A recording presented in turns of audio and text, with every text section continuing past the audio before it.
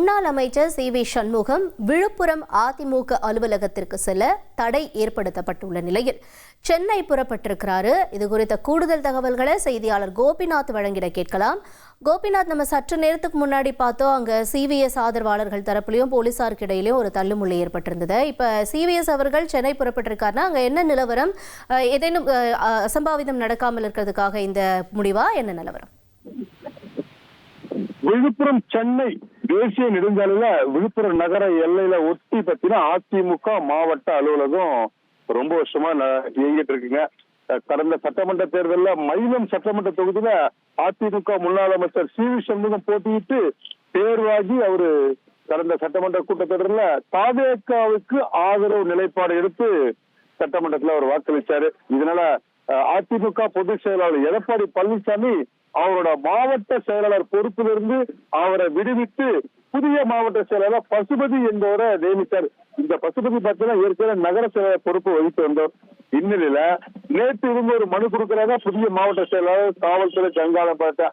அவர் என்ன சொல்றாருன்னா, நான் தாங்க அதிமுக சார்பில் நியமிக்கப்பட்ட மாவட்ட செயலாளர், என்கிட்ட இந்த அலுவலகத்தை சாவி வாங்கி கொடுக்கணும்னு கோரிக்கை வைக்கிறாரு. இதற்கு சி.வி. சண்முகம் தரப்பு எதிர்ப்பு தெரிவிக்கிறாங்க. இன்னைக்கு காலையில 10 மணிக்கு புதிய மாவட்ட செயலர் அதிமுக அலுவலகத்துக்கு வரதா இருந்துச்சுங்க. உடனடியா காவல்துறை உஷாராயிட்டாங்க. கிட்டத்தட்ட 100கணக்கான போலீசார அந்த அதிமுக அலுவலக நுழைவாயில போட்டு 2 தரப்பையும் வராம தடுத்தாங்க. இதுல சி.வி. சண்முகம் ஆதரவாளர்கள், நாங்க அதிமுக அலுவலகத்துக்குள்ள போவோம், சாவி எங்ககிட்ட இருக்கு, இதை நீங்க தரப்படக்கூடாதுன்னு உள்ள நுழைய முயற்சி பண்றாங்க. ஆனால் காவல்துறை அவளை தடுத்து நிறுத்தும் போது காவல்துறைக்கும் சிபிஎஸ் தரப்பிற்கும் நிறைய தள்ளுமுள் ஏற்படுது.